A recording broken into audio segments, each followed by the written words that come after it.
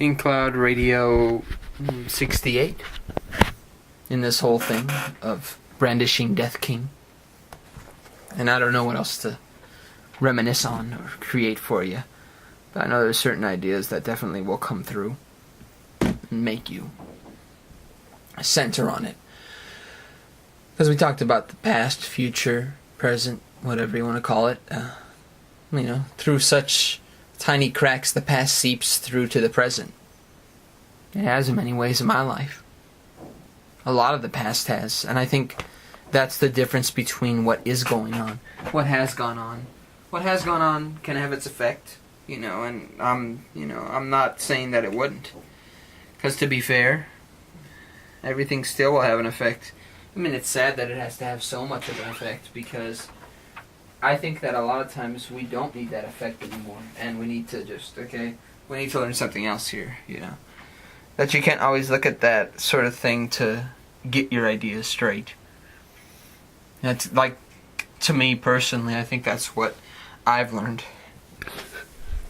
Especially about the past, and looking at it for what it has become. Because I think in a lot of times there's hardly any effort put into the past.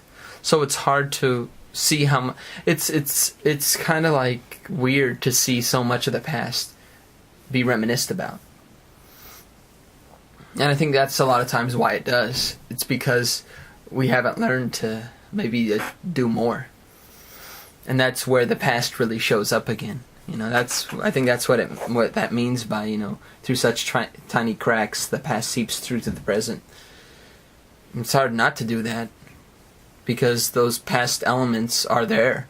And maybe it's brought up because of what certain events or what certain people or what certain things are going on right there really happen. Because it does happen like that.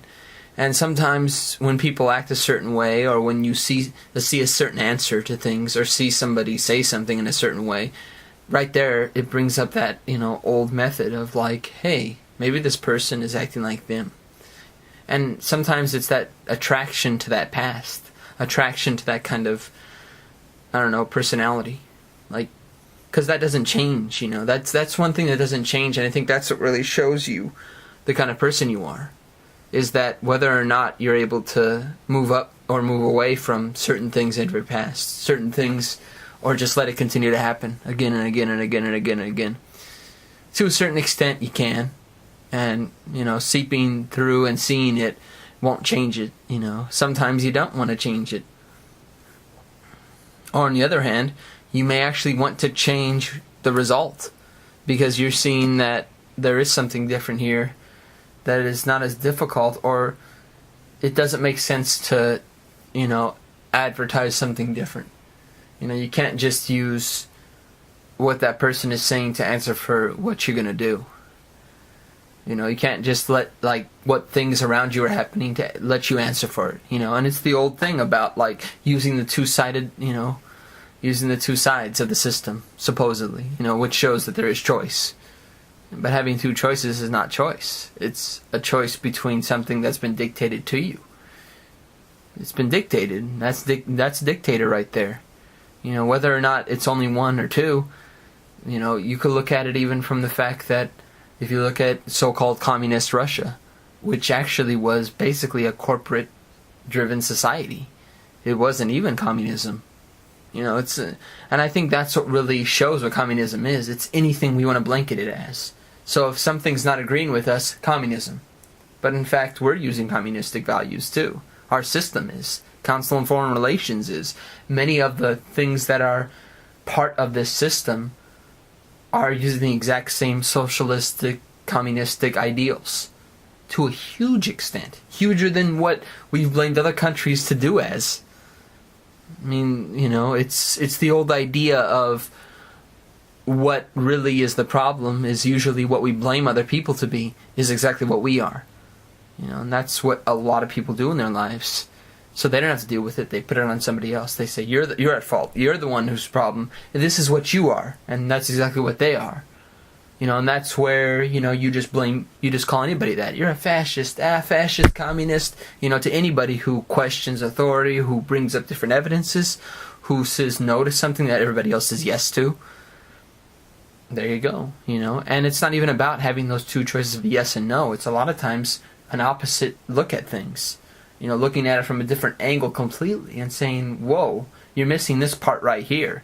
And you're not bringing that up with your choice that you've chosen, or something like that. Because it's not really about having, even if you say it's like no choice, you can't change how the system is and stuff like that. Well, it's not really about that, And I think that's the thing. A lot of times people assume or try to bring a characteristic to something or to somebody because they're trying to rebel against it, when it's never really about rebellion.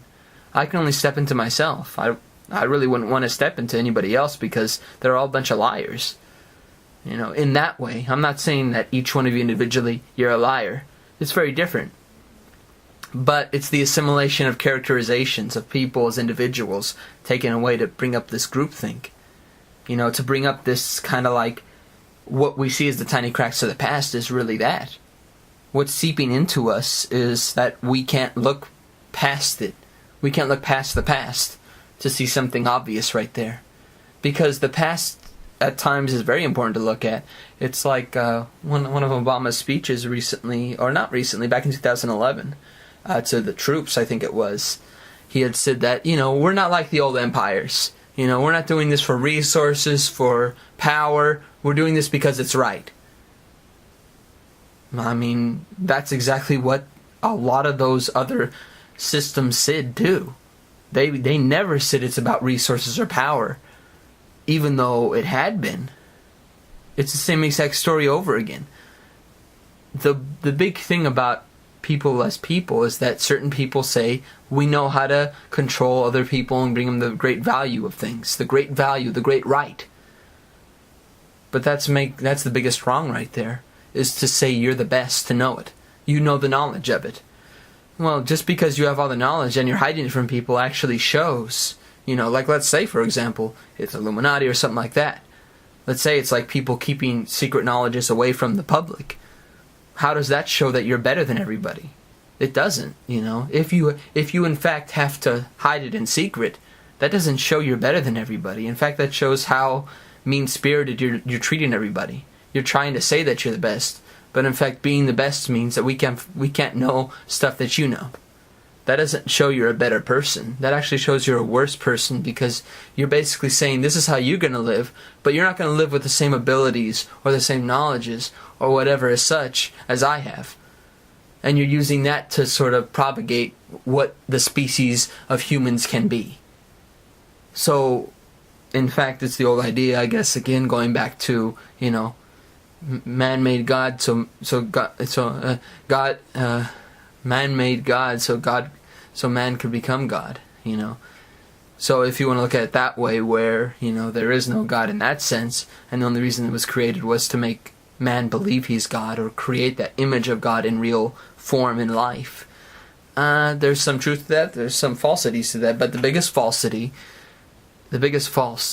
in that is that when you create a storyline that shows something completely different, and you're basically lying to people, and you're saying that this is how people should live, but you're not doing it, And it's the old admittance of many people who say, well, you have to have a lot of, sometimes you have to have a lot of bad things happen to make something good happen.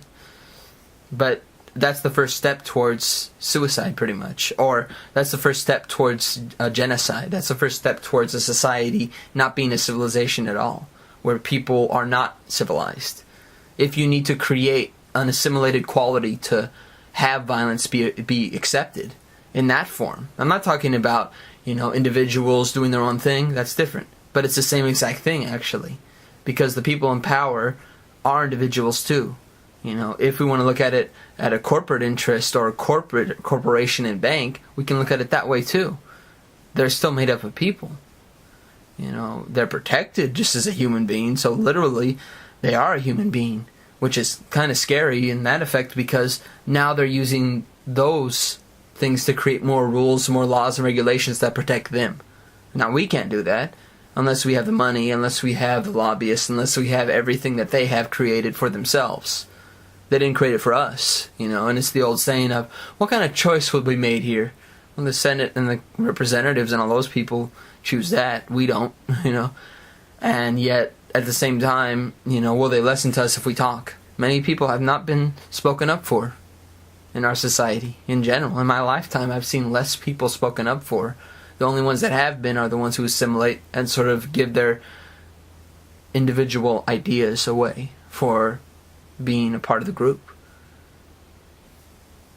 And it's true, as long as they got away with it, it makes people see all the bad that goes on and say it's all fine, just as the real history was written over, so these two, it's the same idea. You're saying, well, as long as they got away with it, it's the old adage of like, well, we can't change what has happened, but in fact, why would it seep into your mind if you don't want to change what's happening? You're being ignorant to your own, civilized or sort of grown-up thought. You're ignoring it and you're saying, well, I can't change it. But that's the exact reason why a lot of people haven't tried to really stand up against something. And it's not really about violence or protest. Those are important qualities too. They're always going to be. They're always going to be parts of this society in that form, but it doesn't need to be just that. It needs to be what you want in that effect. And it's not about what you want dry run sort of material substance, which if you look at like I said before, the Godzilla movies, for example, especially Godzilla, The Return of Godzilla, or Godzilla 1985, a great example of that. Material substance, it could be destroyed like nothing. There's nothing behind it that really shows anything else. And I think that was the biggest thing that I've seen in a lot of entertainment, I guess you could say. Which entertainment can be knowledge too, if you take it seriously enough. Or if you look at it and say, well, there's something more than this than just making fun of it.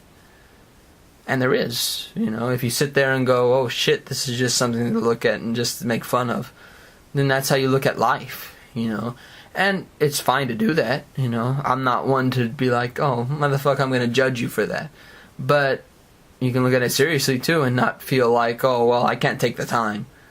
You take the time. I mean, and I think that's the thing. Like, if you want to take the time, see right there, that's the proof of it. If you want your individuality, and a lot of people have shown they really do, more people than the people that actually want to look into it and really say something more about it, about themselves, have actually said, I want to be an individual and I have my own rights. I want to be able to do as I please.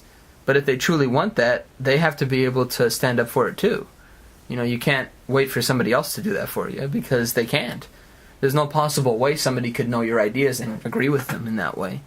They might have some agreement and you might have a shared view. That's great. But it's not a shared point of view. It's not a complete shared point of view, because right here in my mind, all this stuff that's coming out of me, that's why I call it Pink Cloud Radio, because it's something that doesn't stop. If this stopped, why would I be here? Why would I be talking? It's because this doesn't stop. This is something that even one day is not enough of a week. But I know I have to do it. I have to take the time to, give a nice review of everything that's happening in this world. And maybe it's right, maybe it's wrong. And it's great. I like it. I like it being both ways. I like when I'm right and wrong, because I know that I have to take certain steps to understand. But understanding is not the only thing you have to do. There's a lot more that you have to do to create who you are. That takes time. It doesn't come overnight. Though it can come from taking time to do it, and taking the time in the right way. And I think that's what really counts when it comes down to, like, you make people see all the bad that goes on and say it's all fine, like, it's okay. And I think that's the difference between what has happened in our generation, in our people, is that, will you pay attention to all the bad? Well, to a certain extent you will. You'll use the bad and the negative images to not really, I wouldn't say label or bully, but you would use it in a way to create something for your life, and that's where a lot of stuff like looking at what certain people do when they become famous or become sort of a popular mainstay or something like that, where they actually have the ability to do something more, and they do. It says a lot about them, but it also says very little, because, it's like looking at Edward Snowden. I could look at him, I could look at even Julian Assange, and see these people, and at one side I could say, well, these people are showing certain things, certain qualities that a lot of people don't. The one thing that Edward Snowden did say, and I really definitely agree, is that it's not going to come from anybody else. He's pretty useless. But it's the fact that nobody else has really stood up to a big extent. Where, you can have violence and protests and all that stuff, but there have been so many things that have happened because of revoking the license of. Not believing in it, pretty much. Not believing in the system around you. To prove to them that they need you. That it's not just a grasping hand that's coming down on you. Most likely, that grasping hand you've allowed to grasp you. You're pretty much letting the adult molest you when you're an adult already. Because you're not an adult. You're pretty much trying to stay in one direction, and that's it. And I think that's what really is the definition of certain people's qualities in life, is that, hey, this is all I need. Edward Snowden he's protecting himself, and I can understand that. But he's also said that he's a person who looks like he would stand up for anybody who does the same. And that's pretty good, If it's not saying like everybody has to do it the same way, everybody has to be the exact same kind of person as him, because, you're always going to have people being a pincushion for somebody else. Maybe, he's kind of proving, let's step out of that pincushion. Let's step out of being that pincushion for our government. Let's actually say what needs to be said here.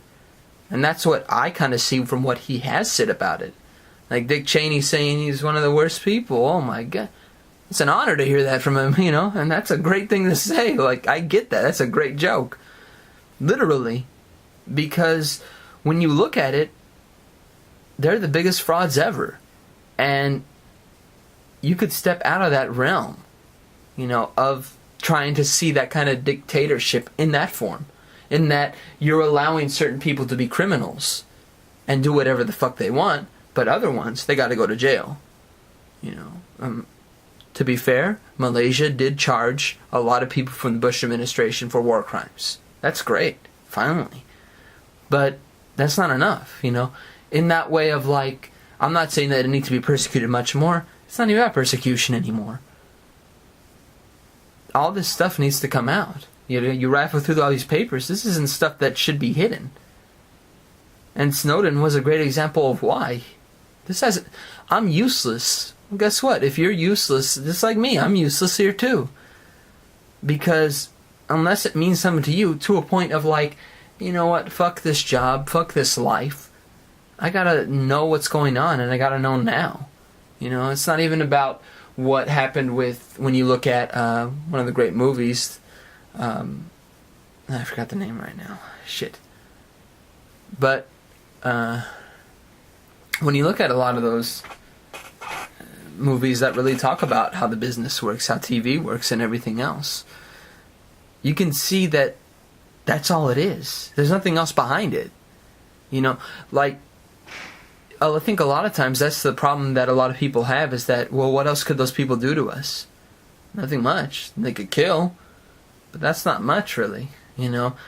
It's not even about if they could kill all of us. Well, if they could, then they don't have anything else left. Good.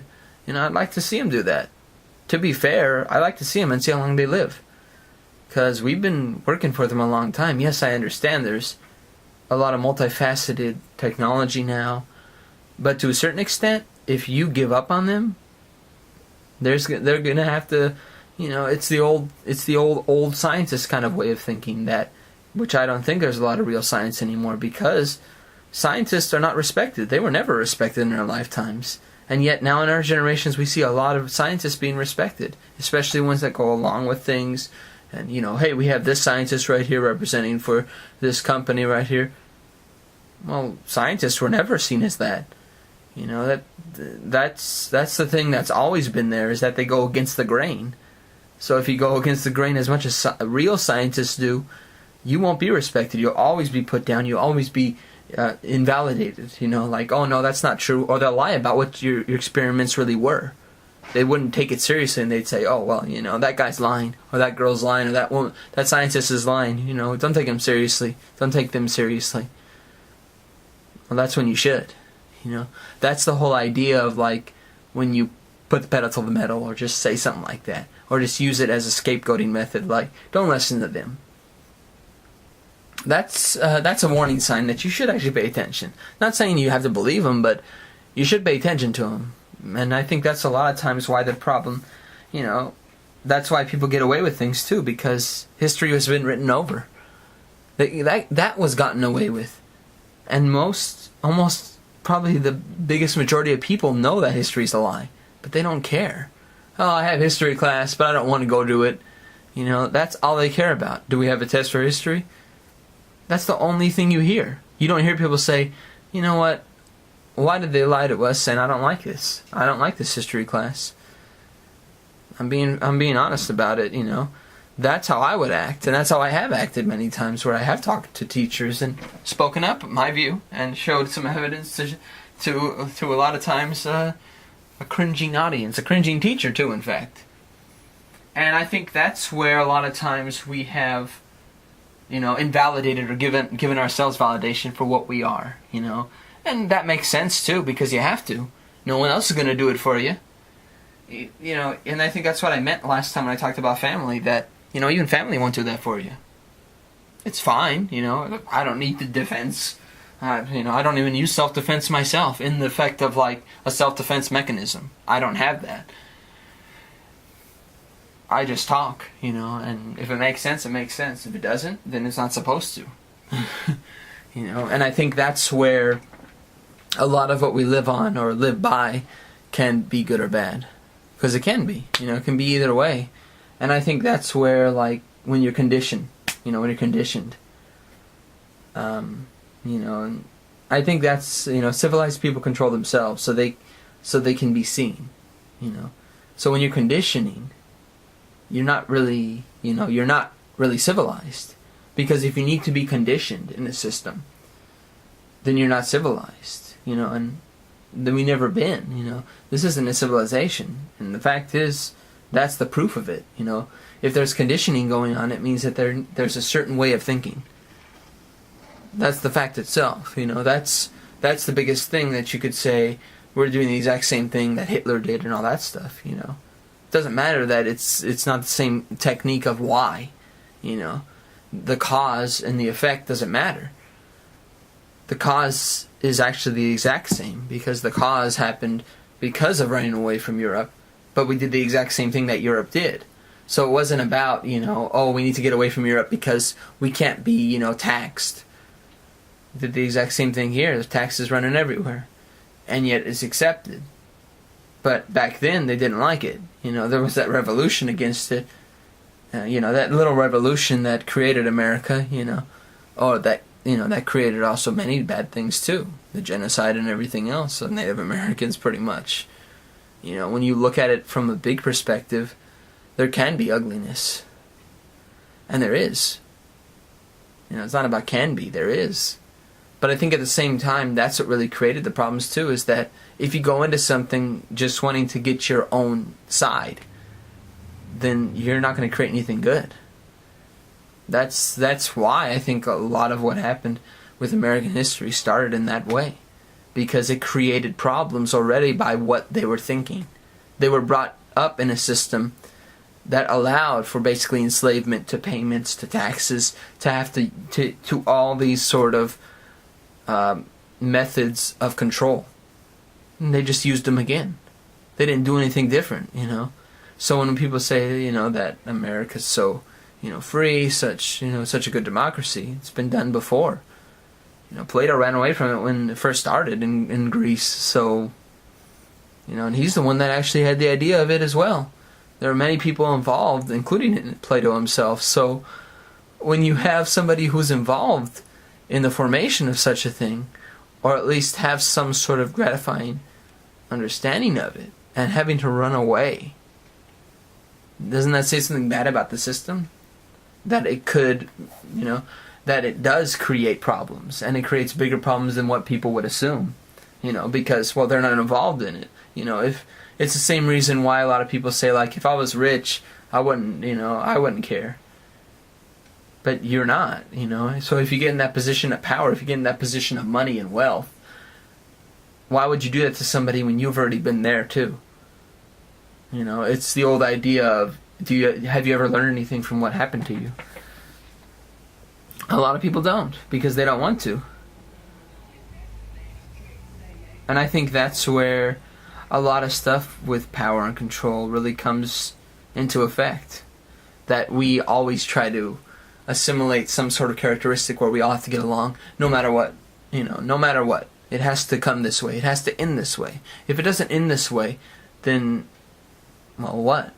Then what? What's the answer to that? Where does that lead to? It leads to a lot of problems, too. Because it leads to the conditioning of people, When you're in a civilization, a real civilization, like I said, you don't need that. You have to, you only have to be seen. That's it. Not your views, not your ideas, because those views and ideas will come from you. They're not going to come from any other state-recognized organization, which the statist view is, look at the statist tree. It's all about power and governance. And it's not about governance in that good sort of, we'll do what you please, we'll represent you. You can't really represent a person when the representation of that person doesn't come from them. No matter how much you could be involved, which is the idea, just be involved in politics. Well, but we've seen what politics does. How can we be involved in something that is so, that's not, representative of what I want in a system, But it does to many people because, hey, they get what they want. So if I was in that position, I would get what I want too. And that's all that counts. That's where the blinding comes through, and it's like, well, I don't need to worry about other people. Well, it's not about that. And, no one ever asks you to worry about other people. Now, no one ever asks you to even care about other people. You have to choose that on your own. It's the old effect of, do you want to care about people? Well, that's up to you. Do you need anything in return if you care about people? Well, that's up to you. I don't need anything in return to care. Because I think that it's important. If no one else does, well, they don't need to. I never asked anyone else to care, to think and care like I do, Never asked for it before I did it, I did it because I chose to. If I'm going to, that's where it comes back to regretting something or taking something back. Well, I'm not going to take anything back that I do because I do it. That's where it's easy to make people feel ashamed or guilty about what they do. Because if they're getting hurt from other people viciously, then it's very easy to go with revenge and bullying because, hey, I've been hurt before, so I'm going to hurt other people. Well, that's a wonderful thing if you think so, That's where I get away from people because I ain't going to be around that kind of person. Ain't nobody got time for that. And that's a true fact. Nobody's got time for that. Jeez.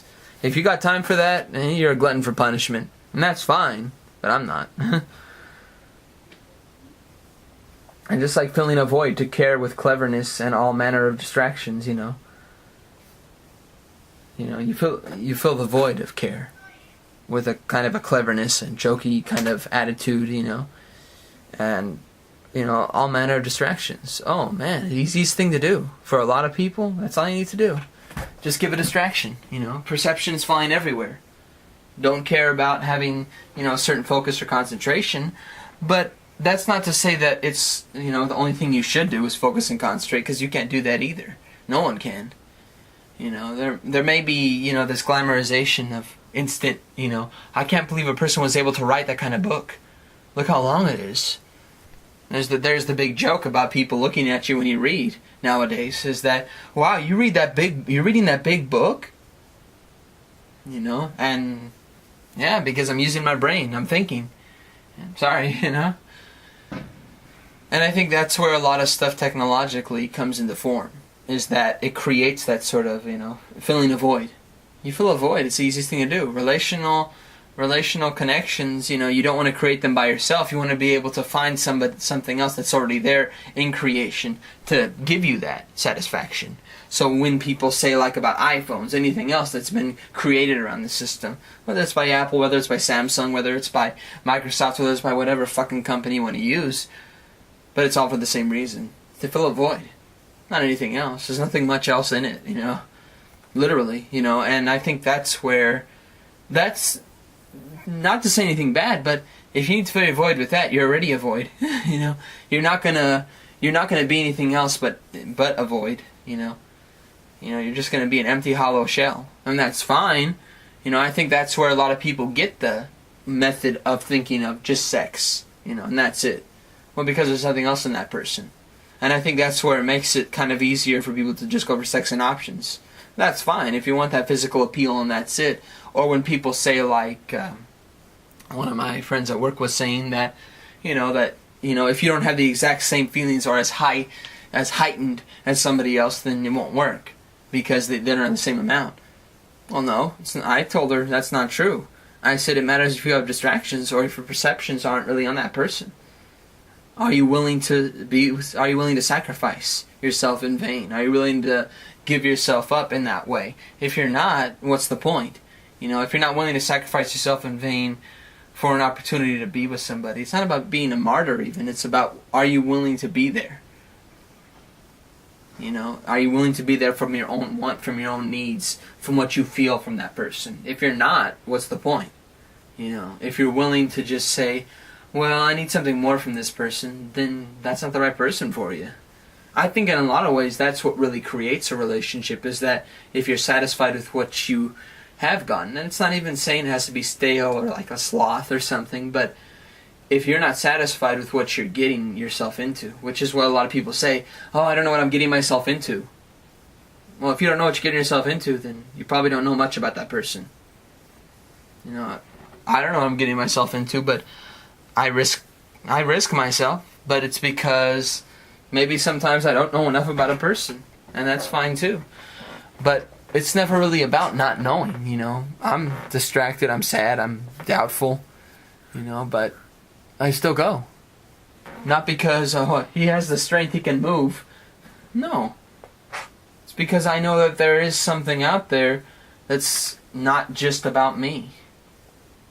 And even though it may not be respected, to be fair, it's something that I've seen people change from. And it's something that I see that I can't change about myself because of other people feeling like, oh, well, stop trying to be a martyr.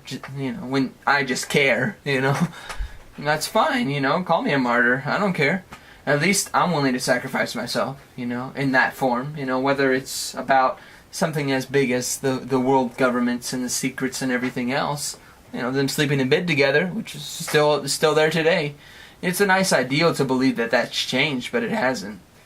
The only difference is we create the enemies now. So they could be our friends, and then we say they're an enemy. Saddam Hussein. There you go. It's a great example right there, because pretty much we did that. We worked with him, and then we said he was an enemy. Same thing with Osama bin Laden and everybody else. We worked with him. We helped create and initiate a lot of the stuff that he worked with that we call the terrorists later on. So right there and then, we're creating the sort of mob shop of people that are going to be coming to get us. But it's because, they changed their minds and they want to do it on their own. But all humans want that. It's just like with what happened with Iran in 1953. Just because of oil, we went in and destroyed the democracy, pretty much. And we manipulated the people to say, we're going to bring back the old person in charge. We're going to bring this other person in charge. And everybody was okay with that. But the real answer is they weren't. They weren't.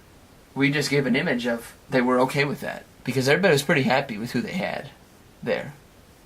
If they wanted to control the things that they had, they have a right to, And so, because of that,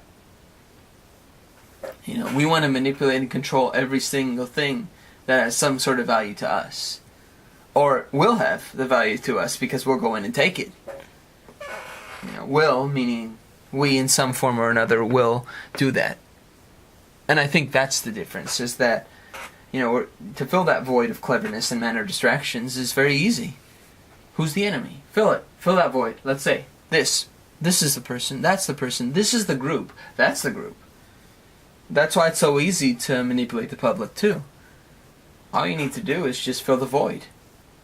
And everybody has a void. But they're allowing themselves to have the void too. So, I don't know if I'm complaining about that or just giving a significant view of it. And looking at it and just laughing my ass off at it. I mean, it's so funny because so many people would say like, well, I don't believe in that stuff. I don't think that's true. But at the same time, they're willing to sacrifice anything for what the state and the media and all such things will say. but they'll put you down for trying to say, well, they're just trying to get you on their side. And that's where a lot of people say, oh, well, no, look at the bombings recently that happened at the race, the run. It's a great example because the bombings really showed, who's who.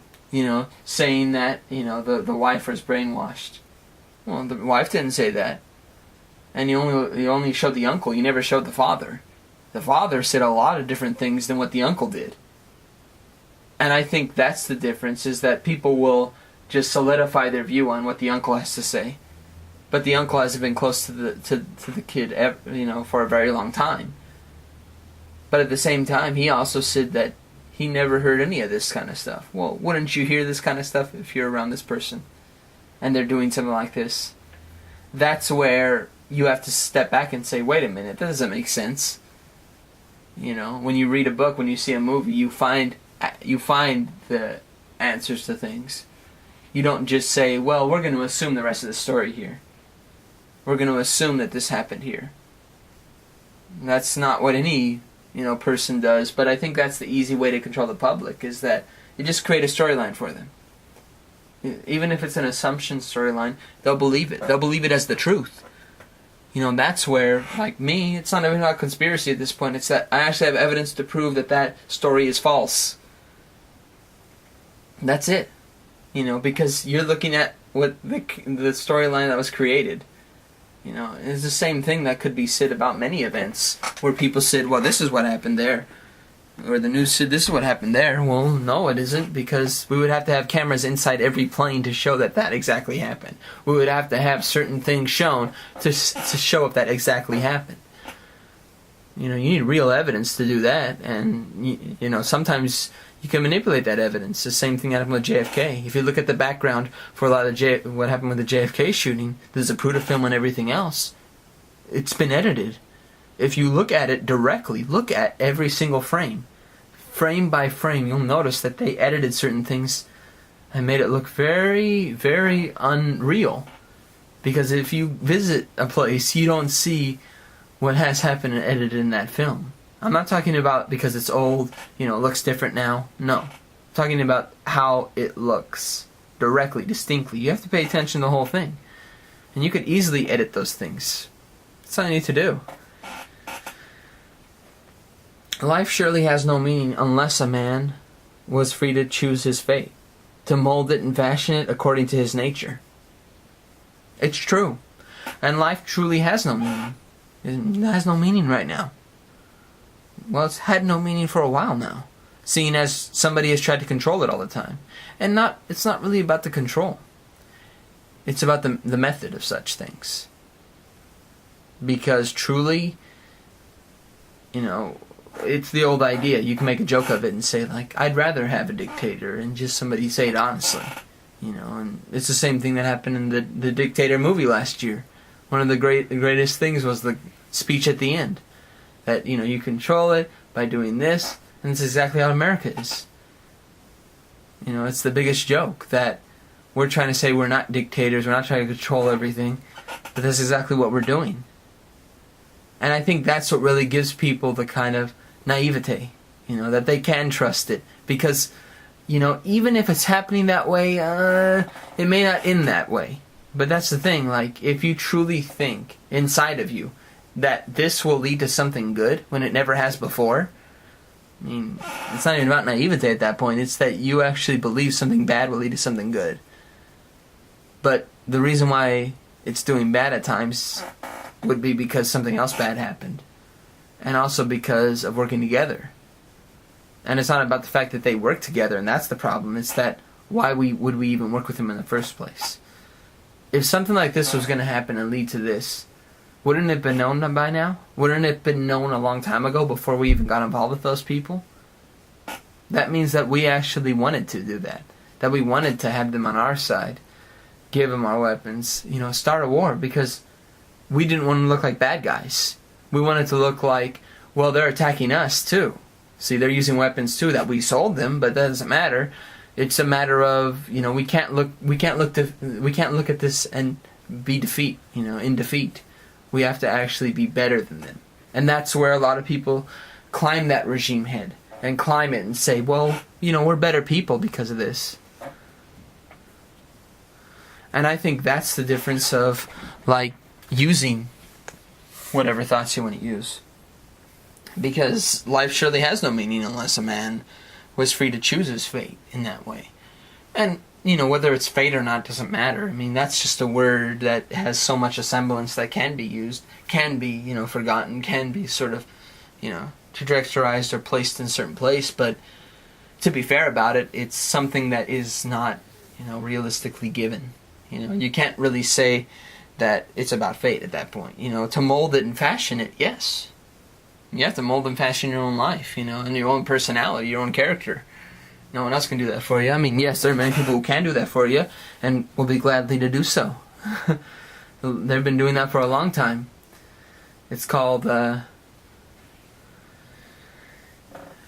happened with the Aesop's tales. When you look at the wolf, the grapes and the wolf. That storyline is the biggest one ever, about cognitive dissonance. Just allowing things to be as they are. That, do you want those grapes? Well, the wolf did. They wanted it badly. But it gave up. But it still allowed that tree to be that kind of link to it, Now, not about destroying it, really, but the fact that it still thinks of it the same way. That's the cognitive dissonance of our generation. Of our people. Not to say it's always been that way, but for a long time it has been. To be fair about it, yes it has. Not to say that it wasn't from the beginning, because when all this stuff was created, whether it's Illuminati, whether it's, Rothschild, and all that stuff, which is definitely I would say it's more than possible. I would say it is happening to a certain extent. Maybe it's even worse than what any conspiracy theorist could ever say. Because there's only so much information we as a public is, known to have. Because there's so much secret information that's not going to be released ever. And the proof is, look at with JFK. Supposedly it's getting to that year where all the information will be released. Well, look at what happened with Martin Luther King Jr., the case in 1999. That showed that our government killed him pretty much, People involved within our government, people involved in the CIA and all this other stuff, were involved in the killing. That it wasn't the guy that they said it was. It's a fact. It took 1 hour to find that answer. 1 hour. And then they just said, yep, they're guilty of it. But it's the old thing like Enron, it's that, well, they already did their bad thing. Really, that's it? I mean, if every news station talked about it, that'd be great. But, they're going to just ignore that. They don't need to talk about that stuff. That's too real. That's too close to home. And that's one of the greatest lines, too. Too close to home. I feel like every single thing that's happening within my government is too close to home. It's too close to who I am as a person. Obamacare and all this other stuff. My rights being taken away, which already have been. The thing is, you can't really say it's too close to home when you're the one doing it. There's no one else doing it. Whether or not we're frightened or whatever damn shit you're going to say about fear and hope, that doesn't mean you can do something to us because of that. And I think that's the thing. A lot of people allow it because they allow not even their fear to take over, but they allow who they are as a person to not be validated. Because unless they're validated by the people around them, by the society around them, by the civilization that they stand by around them, then they don't feel enough to, where the old idea of being appreciated. Well, I don't need to be appreciated. I don't even need to do that to be who I am, So, it's the same idea of, appreciating somebody whether or not they appreciate you. I'm going to spend the time. So I appreciate all of you out there. I'm glad either that you're listening or either that you're taking it into context or not. If you like it, you like it. If you don't, well, then I can't really give you any other sort of point of view on that. But, like I said, life surely has no meaning unless you can really validate who you are. That's it. It doesn't take much more or less than that. All it takes is taking the time to want to be that person, whoever you are. And I think that's what really takes whoever we are as people to just stand and stretch and see it, you know. So all that stuff about the past and the present, you know, life not having any meaning unless you can have that sort of mold and foundation that you want to build yourself and fashion it as you such. All that stuff can only mean so much, but it can mean the most if you truly want it to. Because I think a lot of times people don't want it to, that they're scared to make it. But that's why the tiny cracks of the past seep in, because people are very afraid. And they know why. Take care, guys. Bye.